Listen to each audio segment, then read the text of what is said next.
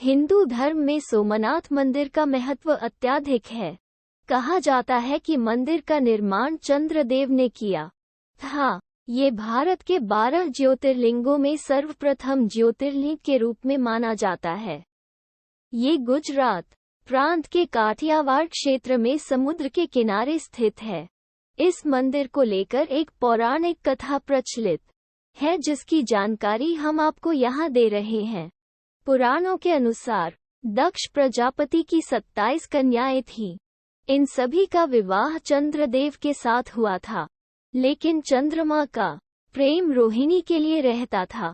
ये देख दक्ष प्रजापति की अन्य कन्याएं बेहद अप्रसन्न रहती थीं। उन्होंने अपनी व्यथा अपने पिता से कही। दक्ष ने चंद्रमा को हर तरह से समझाने की कोशिश की, लेकिन चंद्रमा रोहिणी से बेहद प्रेम करते थे। ऐसे में उन पर किसी के समझाने का कोई प्रभाव नहीं पड़ा। ये देख दक्ष को बेहद क्रोध आया और उन्होंने चंद्रमा को क्षयग्रस्त हो जाने का शाप दे दिया। इस शाप के चलते चंद्रदेव क्षयग्रस्त हो गए। ऐसा होने से पृथ्वी पर सारा कार्य रुक गया। हर जगह त्राही त्राही का माहौल था। चंद्रमा बेहद दुखी रहने लगे थे। उनकी प्रार्थना सुन सभी देव और ऋषिगण उनके पिता ब्रह्मा जी के पास गए। पूरी बात सुनकर ब्रह्मा जी ने कहा कि चंद्रमा मृत्युंजय भगवान भोलेशंकर का जाप करना होगा।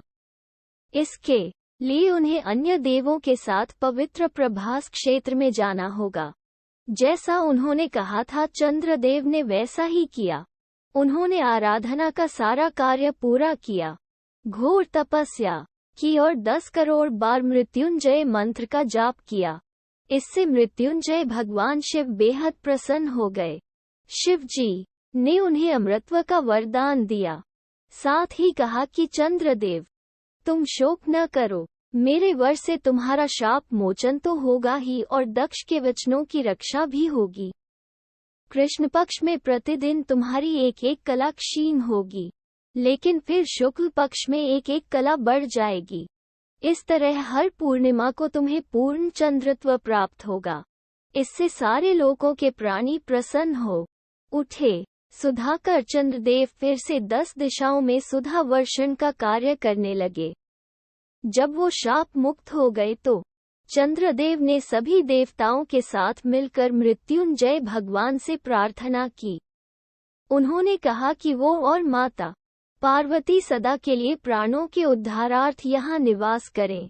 शिवजी ने उनकी प्रार्थना स्वीकार की और ज्योतिर्लिंग के रूप में माता पार्वती जी के साथ तभी से यहाँ निवास करने लगे।